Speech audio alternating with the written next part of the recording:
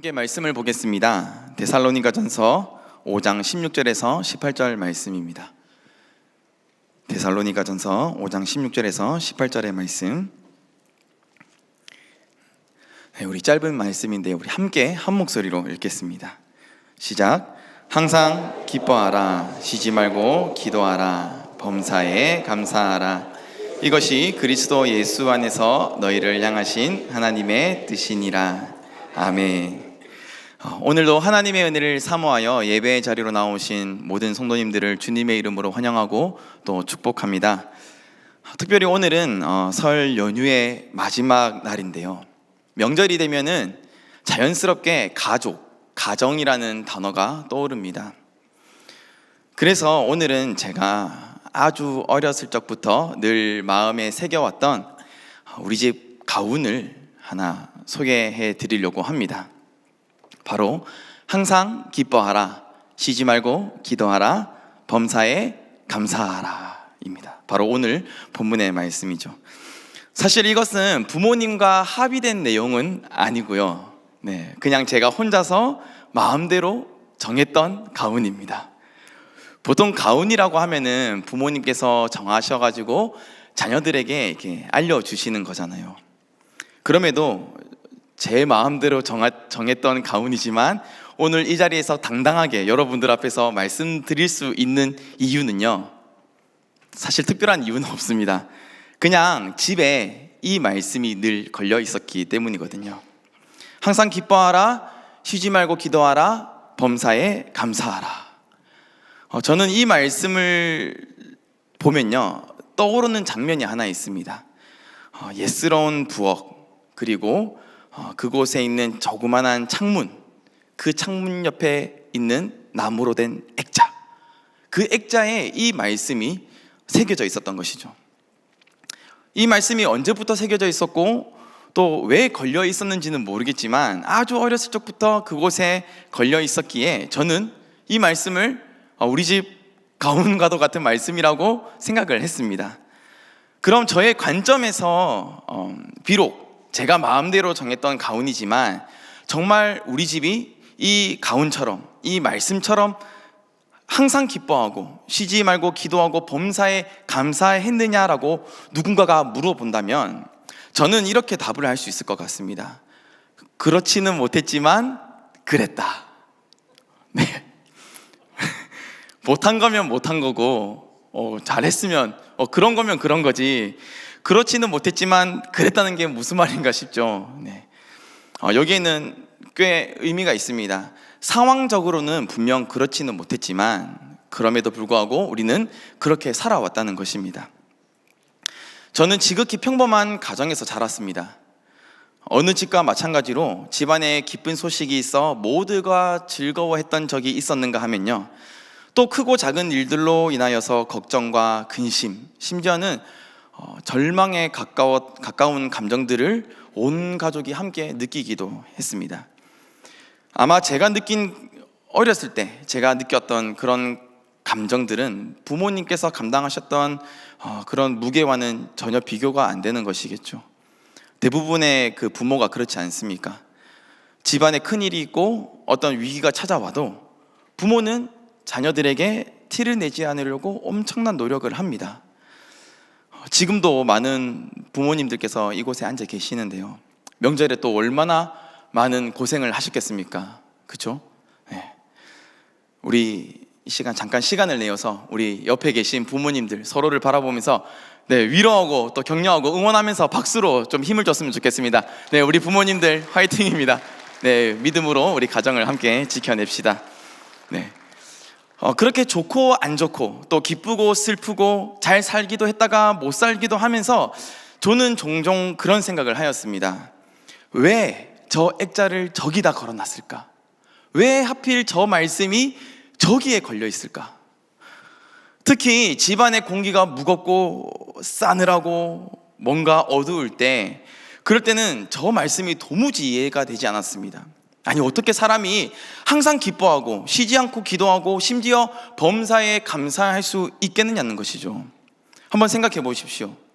괜히 사춘기 누나한테 잘못 걸려가지고 화풀이 대상이 되었다가 물심부름하고 라면 끓이다가 부엌에서 그런 일들을 하다가 딱 저 말씀을 봤다고 생각을 해봅시다. 네, 정말 죄송한 표현이지만 이 말씀이 얼마나 얄미워 보이겠습니까?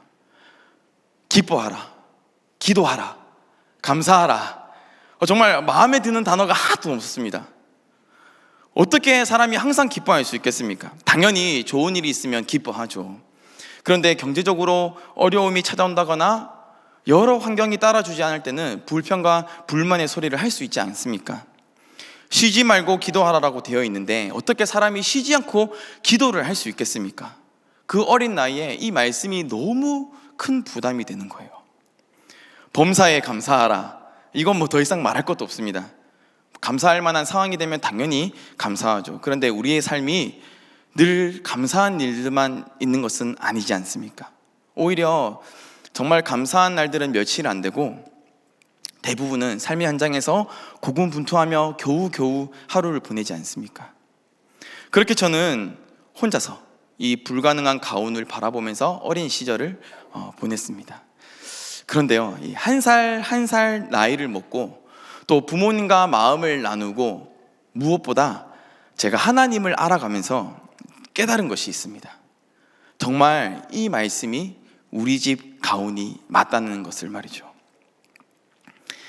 오늘 말씀은 예수 그리스도를 통해서 구원의 기쁨을 맛본 사람들, 즉 하나님 나라의 백성이요 하나님의 자녀인 우리가 이 땅을 살아가면서 어떤 삶을 추구해야 하는지를 보여줍니다.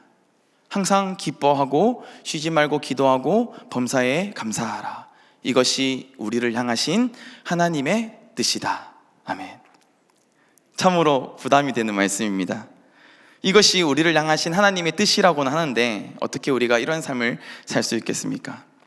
솔직히 말하면 인간의 힘으로는 불가능합니다. 앞서 말씀드렸듯이 어떻게 사람이 항상 기뻐할 수 있겠습니까? 어떻게 쉬지 않고 기도를 할 수 있겠습니까? 어떻게 범사에 모든 일에 감사를 할 수 있겠습니까? 이것은 우리의 힘으로 할 수 없는 것입니다. 인간의 능력을 넘어서는 실현 불가능한 요구인 것이죠. 그런데 오늘 본문은요, 불가능을 가능으로 바꾸는 길을 우리에게 보여줍니다. 불가능한 것을 가능케 하는 비결, 그 열쇠를 우리에게 알려주고 있는 것이죠. 그것은 바로 그리스도 예수 안에서입니다.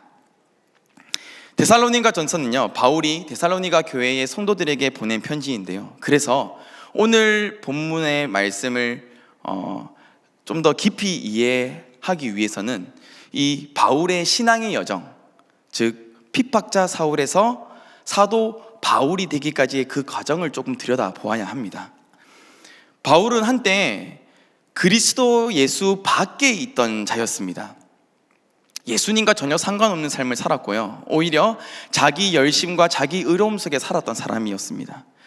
그런 그가 다메섹 도상에서 주님을 만나게 되는데요, 놀랍게도 그 이후 그는 완전히 새로운 삶을 살게 되었습니다. 이제는 그리스도 밖에서 그리스도 안으로 들어온 자가 되었던 거죠. 그래서 바울은 예수님이 없는 삶도 살아보았고 예수 그리스도를 가슴에 품고 예수님과 함께 사는 삶도 살아본 자로서 그 차이를 누구보다 분명하게 알고 있었던 것입니다. 항상 기뻐하고 기도하고 범사에 감사하는 것이 나 혼자서는 불가능하지만 그리스도와 함께라면 가능하다는 것을 직접 경험한 것이죠. 그래서 바울은 이 세 가지의 명령을 던지면서 결정적인 조건을 하나 붙여줍니다. 바로 그리스도 예수 안에서입니다. 그러므로 오늘 말씀은요, 이 본문의 세 가지의 명령은요, 반드시 이것을 해내야 한다는 부담이 아니라 그리스도 안에 거하라라는 초대이며, 우리가 그리스도 안에 거할 때에 기쁨과 기도와 감사는 당연한 열매로 맺히게 될 것이라는 약속의 말씀인 것입니다. 사랑하는 성도 여러분, 우리는 예수 그리스도 안에서 항상 기뻐하고 쉬지 않고 기도할 수 있으며 범사에 감사할 수 있습니다. 이것은 그리스도 안에서 거하는 자에게 하나님께서 허락하시는 새로운 삶의 방식입니다. 성경에 기록된 이 바울의 삶이 그것을 증명하고 있죠. 실제로 예수 그리스도 밖에서 살아가던 바울, 이 사울이라는 이름으로 살아가던 그의 삶을 보면요, 참으로 불행한 삶을 살았습니다. 환경이나 다른 어떤 결핍 때문에 그가 불행한 것이 아니라 그의 삶 자체가, 그의 내면의 상태가, 무엇보다 그의 영적 상태가 메말라 있었다는 것이죠. 그는 메시아에 대한 결핍이 있었고요, 그의 삶은 늘 치열했고 분주했으며 내면에는 분노와 악이 가득하였습니다. 그는 스스로 자신의 내면에서 품어나오는 그 분노가 의로운 반응이라고 생각을 했지만, 다메섹 독상에서 예수님을 만나는 순간 그는 지금까지의 모든 것이 헛된 것이라는 사실을 깨닫게 됩니다. 그리고 이제는 예수님 안에서 예수님과 함께 완전히 변화된 삶을 살게 됩니다. 그래서 빌립보서 4장 10절에서 13절의 말씀에서 바울이 뭐라고 고백을 하냐면요, 10절에 이렇게 고백을 합니다. 내가 주 안에서 크게 기뻐한다. 그리고 이어서 이렇게 고백을 하는데요, 우리 빌립보서 4장 11절에서 13절의 말씀을 함께 읽어보겠습니다. 시작. 내가 궁핍함으로 말하는 것이 아니니라.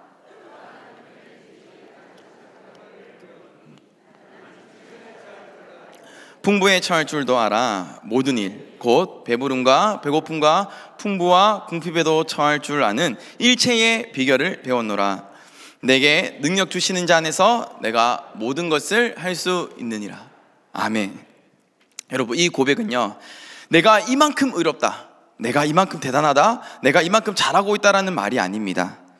바울은 자신을 자랑하는 것이 아니라 예수 그리스도 안에 거하는 자가 누리는 참된 기쁨을 고백하고 있는 것입니다.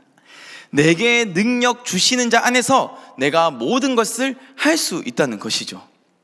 나는 기뻐할 수 없지만 주 안에서 내가 기뻐하고, 내가 주 안에서 늘 기도할 수 있고 감사할 수 있다는 것입니다. 정말 그의 고백대로 그는 주 안에서 기뻐하는 자가 되었고, 어떠한 형편에든지 자족하는 비결을 배우게 되었습니다. 환경이 바뀌어서가 아니고 그가 주 안에 있게 되었기 때문입니다. 바울이 단순히 말뿐만이 아니라 실제로 그러한 삶을 살았는지는 빌립보에서 바울이 겪었던 한 사건만 봐도 우리는 알 수 있습니다. 사람의 감정이 크게 흔들리는 순간이 있죠. 보통은 억울할 때, 나의 권리나 자유가 박탈될 때, 또 갑작스러운 육체적, 정신적 그런 심리적 고통이 찾아올 때입니다. 그때 우리는 감정의 큰 변화를 경험하게 됩니다. 때로는 마음이 무너지고 현실을 부정하게 됩니다. 빌립보에서 복음을 전하던 바울에게 그런 순간이 찾아온 게 된 것입니다. 사람들에게 매를 맞고 감옥에 갇히게 된 사건입니다. 바울과 실라가 빌립보에서 복음을 전할 때에 계속 그들을 따라다니면서 소리를 외치던 한 여인이 있었습니다. 이 여인은 귀신 들린 자였고 사람들의 점을 봐주면서 주인들에게 큰 돈을 벌어다 주는 그런 여종이었습니다. 바울은 이 여종이 계속 따라다니는 것을 보고 예수 그리스도의 이름으로 그 안에 있는 귀신을 쫓아내 주었죠. 그리고 여종에게 참된 자유를 얻게 해 주었습니다. 여기서 문제가 일어납니다. 그 여종의 주인들이 이 일로 인해서 돈벌이가 끊어지자 바울과 실라를 고발했고, 두 사람은 억울하게 매를 맞고 감옥에 갇히게 된 것이죠. 여기서 중요한 것은 바울과 실라가 죄를 지어서 감옥에 들어간 것이 아니라는 것이죠. 어떻게 보면은 선을 행하였고 사람을 살렸고 복음을 전하였습니다. 그런데 그 결과 매를 맞고 감옥에 갇힌 것입니다. 바울과 실라는 이 상황을 도대체 어떻게 받아들여야 할까요? 여러분, 누구라면은 이런 자리에 놓이면은 원망이 올라옵니다. 그리고 자연스럽게 이 일이 일어나게 된 원인을 찾게 되죠. 내가 왜 지금 이 상황에 처하게 되었을까? 그 질문으로부터 시작돼서 이 질문은 곧 가정의 연속으로 이어집니다. 그때 내가 조금 더 뭔가를 어필했다면, 항변했다면, 처음부터 그 여종을 고쳐주지 않았더라면, 아예 빌립보에 오지 않았더라면, 그리고 복음을 전하지 않았더라면, 이렇게 꼬리에 꼬리를 무는 실타래를 따라가다 보면요, 결국 마지막 질문 앞에 서게 됩니다. 어디서부터 잘못된 것일까? 그 시작점을 마주하게 되는 것이죠. 바울과 실라가 지금 감옥에 있게 된 이유, 그 시작점이 무엇입니까, 여러분? 예수 그리스도입니다.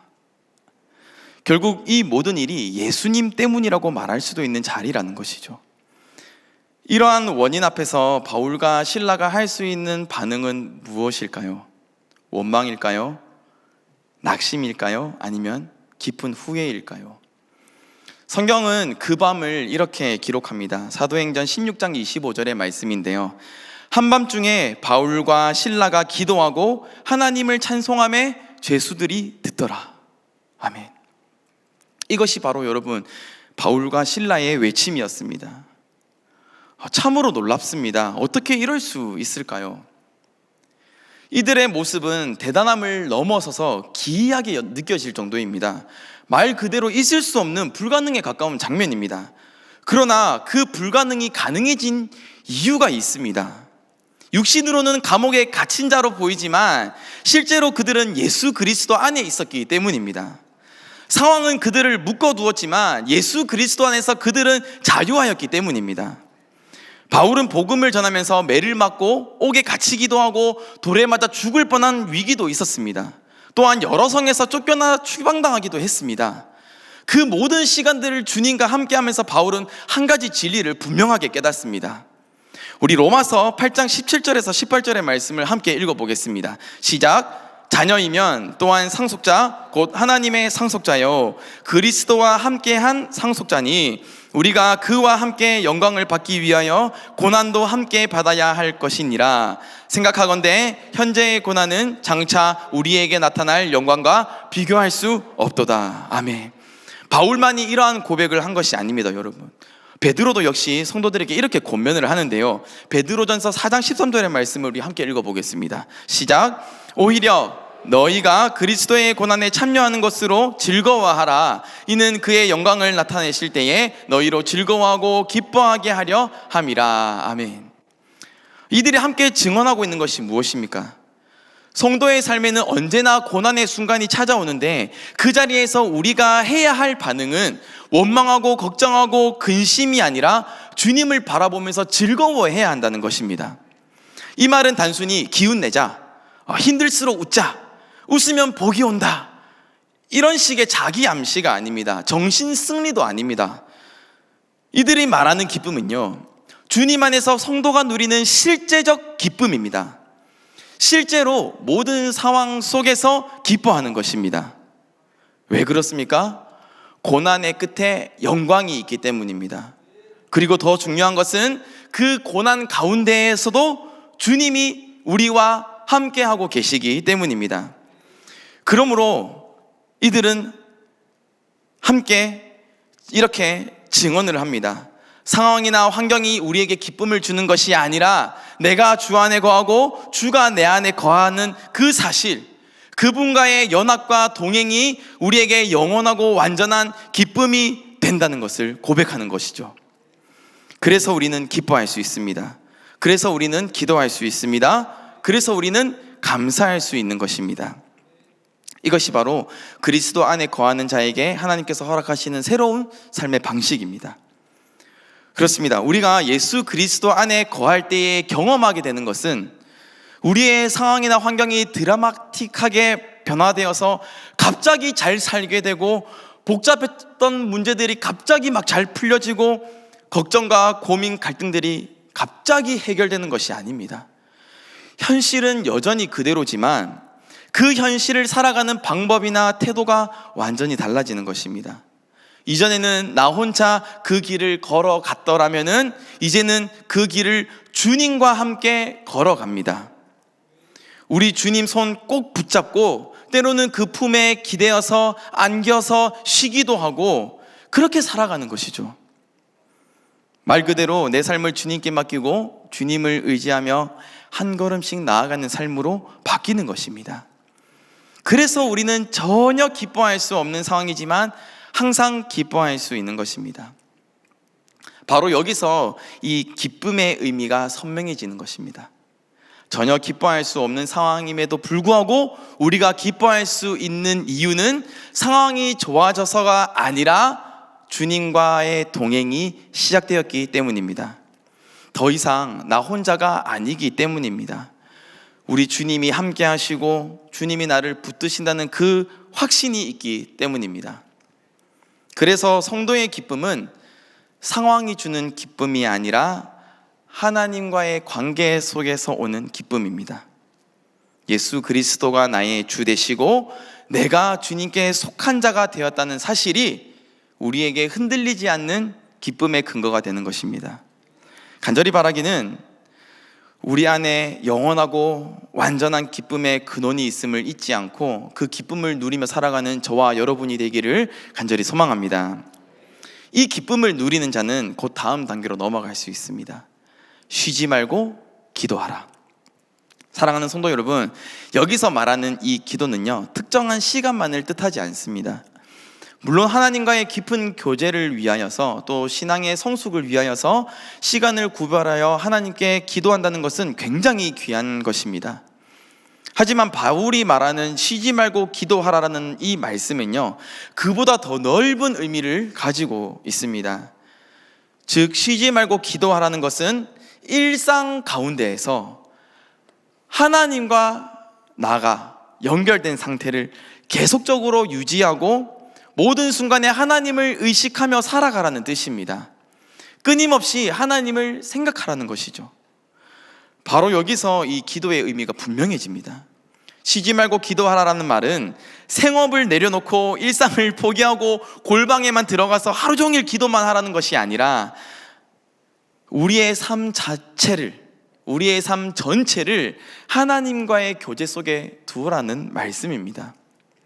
내가 살아 숨쉬는 시간과 내가 살아가는 공간 속에서 나 혼자가 아닌 하나님과 함께 살아가면서 하나님의 뜻을 묻기도 하고 하나님께 지혜를 구하기도 하고 때로는 아버지 되신 하나님, 때로는 우리의 친구 되신 하나님과 친밀한 교제를 이루어 나가라는 것이죠. 간절히 바라기는 내가 서 있는 이 자리에서 또 내가 살아가는 현장에서 일할 때도 어딘가를 이동할 때도 누군가를 만날 때도 가정에서 아이를 돌볼 때도 부부가 대화할 때도 나의 호흡이 이루어지는 모든 순간을 기도로 삼아서 주님과의 연결을 끊지 않는 저와 여러분이 되기를 간절히 소망합니다. 마음이 흔들릴 때 주님 하고 부르는 것, 크고 작은 결정 앞에서 주님 지혜를 주세요라고 하는 것, 감당하기 힘든 일을 만났을 때에 주님 도와주세요라고 하나님께 기대는 것, 이것이 쉬지 않고 기도하는 것의 실제입니다. 이렇게 기도가 우리의 삶이 될 때에 우리는 마지막 단계로 자연스럽게 나아갈 수 있습니다. 마지막 단계가 뭐죠? 범사에 감사하라. 한때 저는 감사에 메말라 있던 사람이었습니다. 머리로는 감사해야 한다는 것을 알고 있지만 정말 막상 제 삶을 이렇게 돌아보니까 감사할 제목이 보이지 않더라고요. 그래서 제 기도는 감사의 고백보다는 하나님께 무언가를 요구하는 내용이 대부분이었고 마음에는 늘 의문과 답답함을 품고 하나님께 기도하던 자였습니다. 하나님 왜요? 왜요? 왜 하필? 왜 하필? 막 이런 기도 있죠. 그렇게 감사가 없는 일상을 반복하다 보니까 이 하루하루가 너무나 버겁더라고요. 그래서 어느 날 이 작은 것부터 실천하자라는 마음에서 훈련을 하기 시작했는데요. 어떤 훈련이었냐면요, 바로 감사 일기를 쓰는 것이었습니다. 첫날부터 쉽지가 않더라고요. 감사가 자연스럽게 나오지 않으니까 하루 종일 감사할 거리를 막 억지로 찾아 헤매는 그런 느낌이었습니다. 날씨가 좋아서 감사합니다. 오늘은 밥이 너무 맛있어서 감사합니다. 소화가 잘 되어서 감사합니다. 대부분 그런 내용이었습니다. 쓸 내용이 없더라고요. 적을 내용이 너무 없었습니다. 제 일상이 너무나도 평범하더라고요. 뭐 큰 은혜, 큰 응답, 큰 기적이라도 매일매일 일어났으면은 막 신나게 이 일기를 써내려 갔을 건데 제 일상이 너무나도 평범하더라고요. 제가 그 일기를 얼마나 썼을까요? 과연 제가 지금도 그 감사일기를 쓰고 있을까요? 얼마나 썼게요? 한 학기 한 4개월에서 5개월 정도 쓴 것 같습니다. 그렇게 시간이 지나서 제가 어느 날 책장을 정리하다가 그 노트를 발견했는데요, 참 민망하면서도 반갑더라고요. 대학생 시절 그때 나는 과연 무엇을 감사했을까? 궁금하기도 하고 또 내심 얼마나 잘 적었을까라는 기대로 한번 읽어봤습니다. 이런저런 내용들이 적혀 있었는데요, 차라리 안 볼 걸 그랬어요. 네, 너무 유치하더라고요. 그런데 제 일기에는 뚜렷한 특징이 있었습니다. 아직도 기억이 날 정도로 뚜렷한 특징이 있었는데요, 매일매일 빠지지 않고 반복되는 공통된 내용이 있었던 것이죠. 어떤 내용이었냐면요, 하나님, 오늘도 저에게 하루를 허락하심에 감사드립니다. 하나님, 오늘도 나와 동행하심에 감사드립니다. 하나님, 오늘도 하나님의 은혜 가운데에 하루를 마무리합니다. 감사합니다. 평안한 쉼을 허락하심에 감사드립니다. 이 첫 줄과 마지막 줄에는 꼭 이러한 내용들이 적혀 있더라고요. 저는 여기서 한 가지 사실을 깨닫게 되었습니다. 일상이 평범하다는 것도 감사하는 내용이라는 것이죠. 일상이 평범하다고 해서 그것이 당연한 것이 아니라는 것입니다. 이 하루 자체가 하나님께서 허락하신 시간이고, 돌이켜보면은 그것만으로도 이미 감사의 제목이었습니다. 매일 아침을 맞이하고 하루를 시작할 수 있다는 것, 그 하루를 무사히 마치고 평안히 잠들 수 있다는 것, 숨을 쉬고 길을 걷고 밥을 먹고 누군가를 만나서 인사를 나눈다는 것, 이것이 너무나도 당연하게 느껴지지만 사실 그 일상의 평범함조차 하나님께서 우리에게 매일 주시는 선물과도 같은 시간이었다는 것이죠. 그 시간들이 없었다면 여러분, 지금의 나도 없는 것입니다.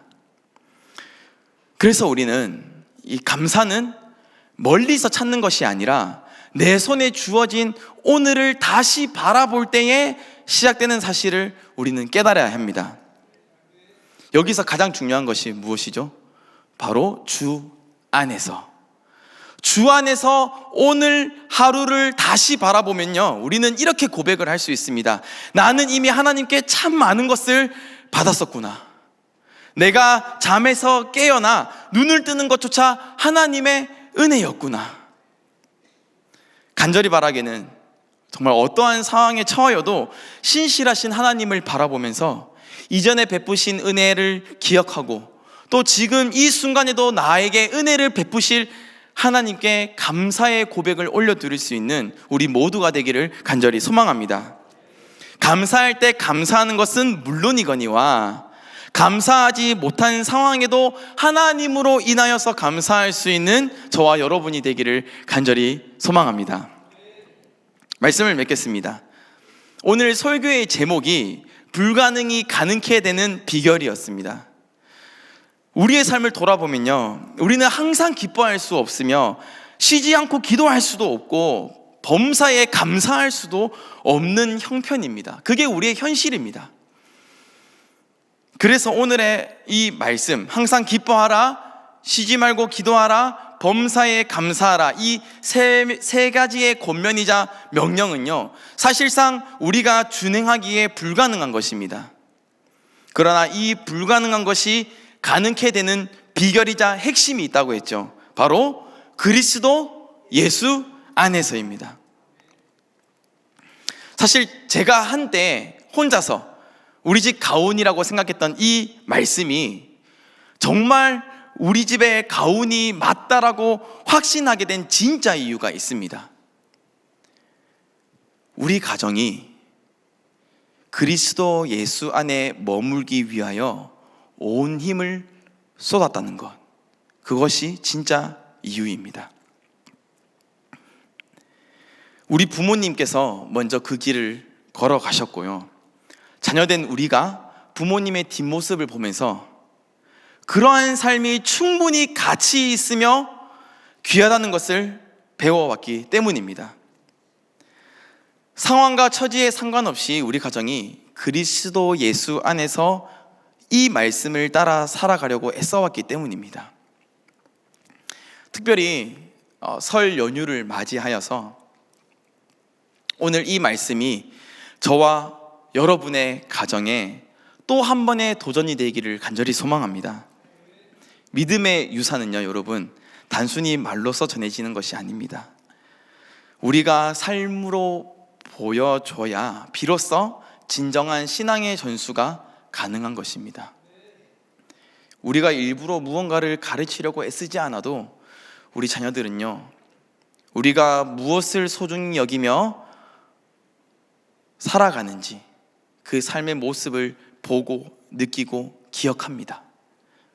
우리가 힘든 날에 무엇을 붙들었는지, 갈등이 왔을 때에 어떻게 그것을 풀어나가는지, 좋은 날과 어려운 날에 어떤 고백을 하는지, 그 모든 과정 속에서 우리 안에 어떤 간증이 고백되어지는지를 우리 자녀들은 다 보고 배운다는 것이죠.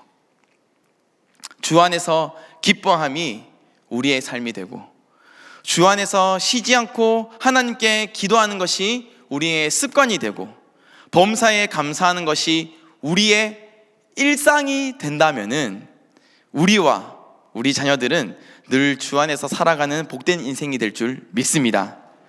함께 오늘 본문을 한 번 더 읽어보겠습니다. 데살로니가전서 5장 16절에서 18절의 말씀입니다. 시작.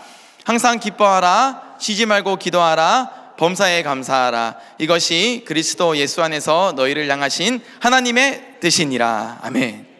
이 말씀이 우리 모두의 또 하나의 가훈이 되기를 소망합니다. 이 말씀이 우리의 삶의 새로운 기준이 되기를 소망합니다. 이 말씀이 우리 가정을 다시 믿음 위에 세우는 복음이 되기를, 능력이 되기를 간절히 소망합니다. 그렇게 오늘 이 말씀 붙들고 그리스도 예수 안에서 우리를 향하신 하나님의 뜻을 이루어 나가는 저와 여러분이 되기를 간절히 소망합니다.